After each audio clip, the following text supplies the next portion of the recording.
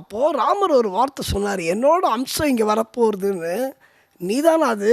அப்பா ராமர் மாதிரியே இருக்கப்பா நீ அப்படின்னாலாம். ஐயப்பனுக்கு சுருக்குன்னு தான். இப்போ நம்மளுக்கு எப்படி இருக்கும்? இப்போ நம்ம யாராவது ஒருத்தர் நம்மளை பாராட்டினோன்னா, ஆமாம் சார் நான் பெரிய ஆள் சார் அப்படின்னு சொல்லுவேன்ல.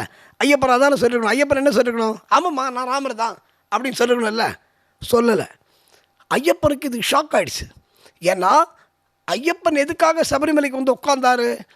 தர்மத்தை ரட்சிப்பதற்காக, உலகத்தை காப்பதற்காக நான் தவயோகத்தில் இருக்கப் போகிறேன். தவயோகத்தில் இருக்கணும்னா என்ன அர்த்தம்?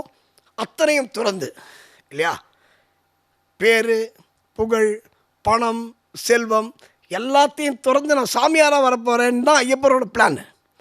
ஆனால் இப்போ இவன் என்ன சொல்லிட்டா, பா ராமர் மாதிரியே இருக்கேடா நீ அப்படின்னு ஒன்று. எனக்கு அந்த ஐடென்டிட்டி கூட வேணாம். நான் ஒருத்தர மாதிரி இருக்கேன்னு யாரும் சொல்லக்கூடாது.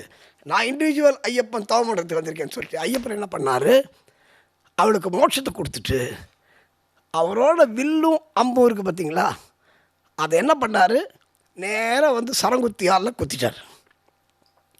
நீ எப்படி ராமர்னு என்ன சொல்லுவ? ஒரு வில்லு அம்பு வச்சு தானே என்னை கண்டுபிடிச்ச ராமர் மாதிரி இருக்கேன்னு. அப்போ இந்த ஐடென்டிட்டி கூட எனக்கு வேணாம். ஸோ ஆக கையில் இருந்த ஆயுதத்தையும் துறந்து ஐயப்பன் ஒன்றுமே இல்லாமல் கட்டின வேஷ்டியோட சபரிமலையில் உட்கார்ந்தார் என்பது தான் சத்தியம். அதனால தான் ஐயப்பன் எங்கே சரத்தை குத்தினாரோ, ஐயப்பன் எங்கே அவர் வில்ல வச்சாரோ, அந்த இடத்தில் நாம் இன்றைக்கும் அந்த நினைவை போற்றுகின்ற வகையிலே நாம் நம்முடைய ஈகோ, நம்ம பெரிய ஆள் சின்ன ஆள், இந்த எண்ணத்தை துறப்பதற்காகத்தான் சரங்குத்தியாலில் நாம் சரத்தை வைக்கிறோம். இன்றைக்கி எவ்வளோ சாமிமார்கள் சரங்குத்தியாலில் சரத்தை வச்சுருக்கீங்க? இந்த நிகழ்ச்சியை பார்க்குறவர்கள் கை தூக்கி பாருங்க. நிச்சயமாக இல்லை. ஏன்னா அந்த இடத்துக்கு மக்கள் போகிறதே இல்லை.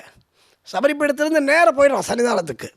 சரங்குத்தியாலுக்கு போய் ஐயப்பன் அங்கே அந்த சரத்தை குத்தின மரம் இன்றைக்கி இருக்குது. அந்த மரத்தை நீங்கள் தரிசிக்க வேண்டும். அதுக்கப்புறம் நாம் 18ஆம் படியை நெருங்குவோம்.